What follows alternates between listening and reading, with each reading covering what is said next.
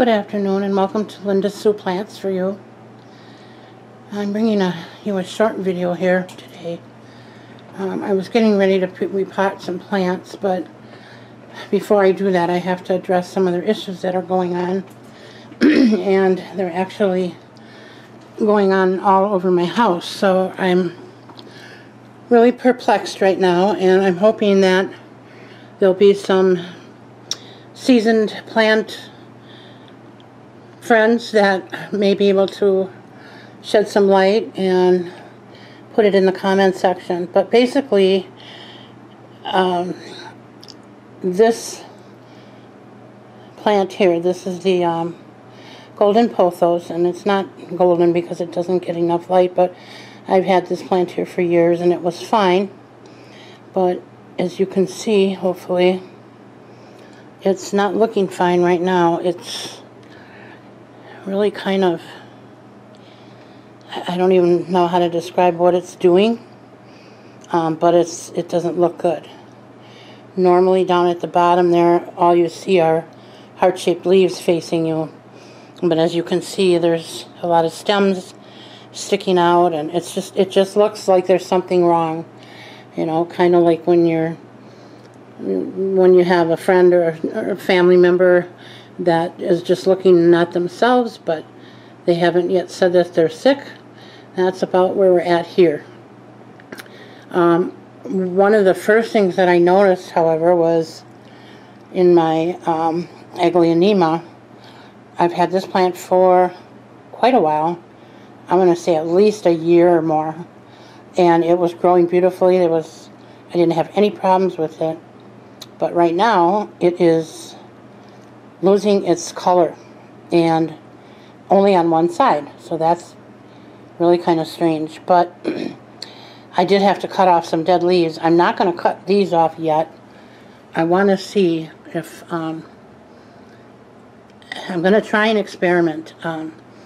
I switched from my synthetic plant fertilizer that I've used my whole life. I switched to an organic liquid fertilizer. And I only used a third of what it called for because I like to be cautious when it comes to fertilizing. And it seems like that's when this problem started. And it's not just on this shelf, my friends. It's my whole house. A lot of my plants are showing these same symptoms.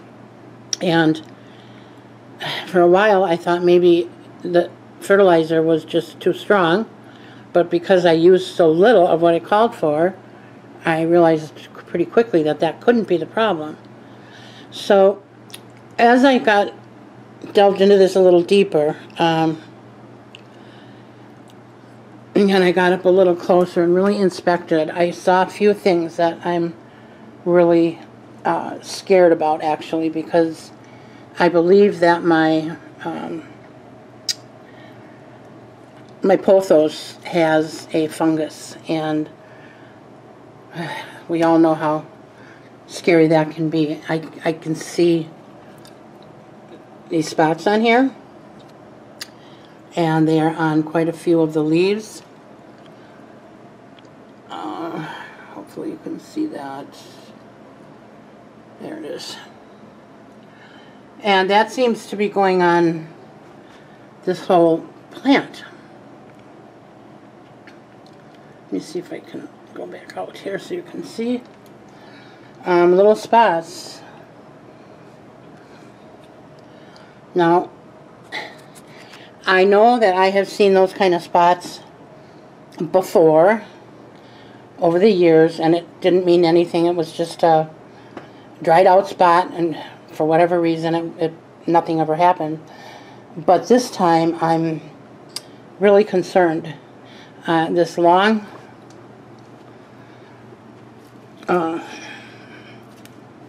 see if I can see where, no, there it is. This long piece, which really goes down way past the floor. It's this piece that I'm showing you is probably 20 feet long, because it wraps up around my shelf, and all across here and up here and over. And then it attaches to the mother plant. So that's one thing I have to deal with right away. And I think I'm going to use my fungus spray, which consists of I'm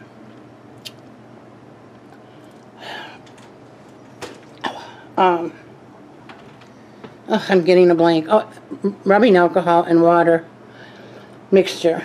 But I thought before I do that, I would just put this out there and see what other people's opinions were. I know I've heard that baking soda is a good thing to use too. So I'm just not sure what I'm going to do here yet, but I do have to do something. That's obvious. Now,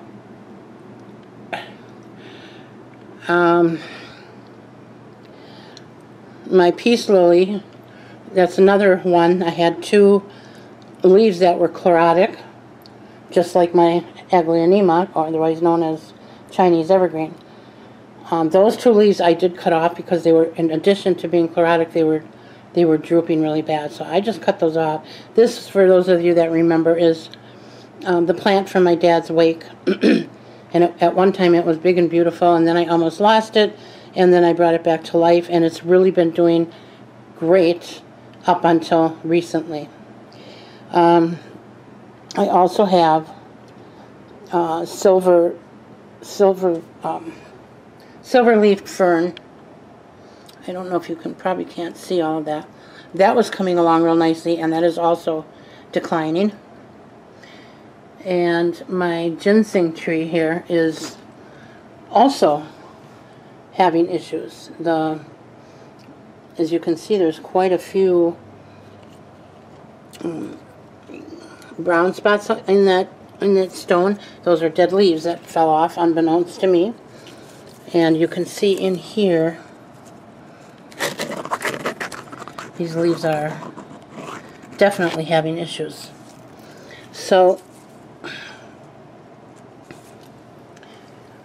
the other thing is this plant. I had a cutting, and it didn't want to die and it didn't want to grow. Then it finally started to grow, but it's not doing anything. This has been how it's looked for quite some time. And it also has a shoot in there that you can see, and that's not doing anything. So, you know, like I said, this could be a big problem, or maybe not. Maybe I caught it in time and I can fix this. But I think I'm going to start with removing this long vine from the plant. And as much as I feel sad about that, this is a pretty fast growing plant, and especially at this time of year. So I don't know. I think I might take this off and then make cuttings of the ones that don't look like they're affected. But, you know, as I'm looking at it even closer, it looks like every one of them's got something. You can see that. I hope. I'm very distressed over this, and mostly because I finally, my friend and I were talking the other day about how many plants we had and how we've never really counted. Well, so she challenged me. I said, well, you know, I counted one time about 180 plants, and I bought some and I've gotten rid of some, so I'm probably still right around that number. And she said, you should count, because I would be willing to bet you have a lot more than 180. So I took her up on that challenge, and I did count them, and I actually have 350 plants in my home. And that's between my living room and dining room mostly. There's like 3 in the kitchen, three or 4 in the bathroom, and a couple in the laundry room. But the bulk of them are in my living room and my dining room. So my plants are close together.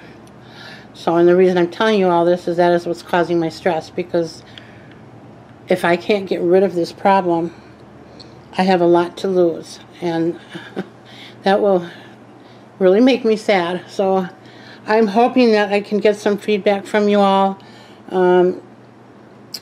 Please be specific if you have had this issue and you have overcome it. That I'm not really looking for suggestions at this time, because I have a lot of suggestions in my head that I would give to other people. I'm going to try to do what I know to do, but I really, because of the massiveness of this problem, I really wanted to enlist some other experienced plant growers to see if they could shed some light on this for me. So, I'm sorry to be bringing you a bad news after not filming for about a week, but that's really what I've been struggling with here. I've got plants that I just got into my home from Logi's that really need a spot, and they're sitting on my dining room table because I'm petrified to put them in and amongst my other plants without knowing what this issue is. So, I guess that's it. I appreciate my friends. I appreciate that you're watching, and I appreciate my subscribers very, very much. And I hope that you'll continue to come back. And like I said, for those of you who, if you can shed some light on this for me, that would be so much appreciated. And in the meantime, I will be trying to figure this out. I hope you all have a great day. It's the beginning of the week, so most people have a long week ahead of them. I hope your week goes well for you, and I hope you have peace. And I'm looking forward to bringing you more videos and staying in touch with all of my plant friends. Alrighty, well, I'm going to say goodbye right now, and I'll be back. Bye now.